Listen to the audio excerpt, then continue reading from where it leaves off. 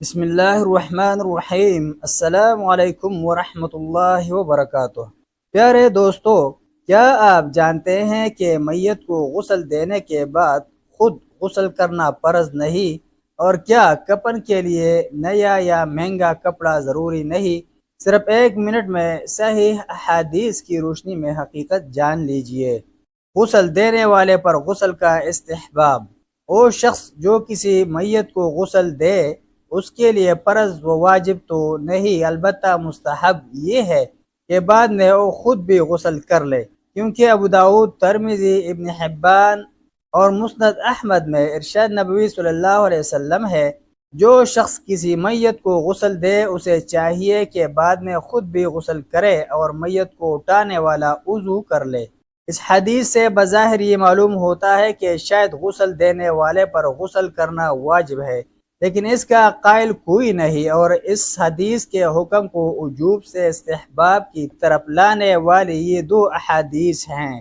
Number 1، پہلی مستدرک حاکم و بہیقی میں ہے، جس میں ارشاد نبوی صلی اللہ علیہ وسلم ہے، تم پر میت کو غسل دینے کے بعد غسل کرنا ضروری نہیں، کیونکہ تمہاری او میت کوئی نجس تو نہیں تھی، تمہارے لیے یہی کافی ہے کہ اپنے ہاتھ دھو لو۔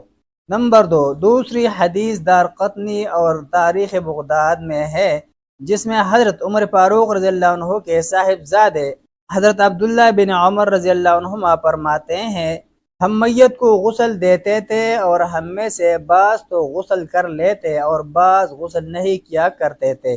کفن کا کپڑا۔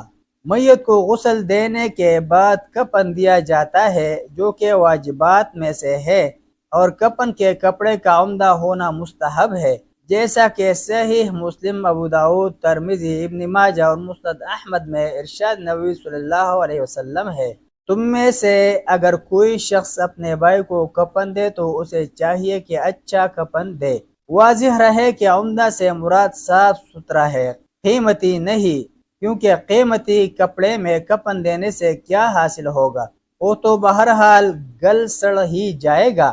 یہی بات بعض ضعیف روایات میں بھی آئی ہے۔ کفن کے کپڑوں کا بہت قیمتی تو کیا نیا ہونا بھی کوئی ضروری نہیں، دھویا ہوا صاف ستھرا مستعمل کپڑا بھی استعمال کیا جا سکتا ہے، جیسا کہ صحاح و سنن کی حدیث ابھی قریب ہی گزری ہے کہ نبی صلی اللہ علیہ وسلم نے اپنی صاحبزادی حضرت زینب رضی اللہ عنہا کے کفن میں اپنی تہبند کے طور پر مستعمل چادر دی تھی، اور مستعمل کپڑے سے کفن دینے کے جواز پر تمام ائمہ و فقہا کا اجماع ہے۔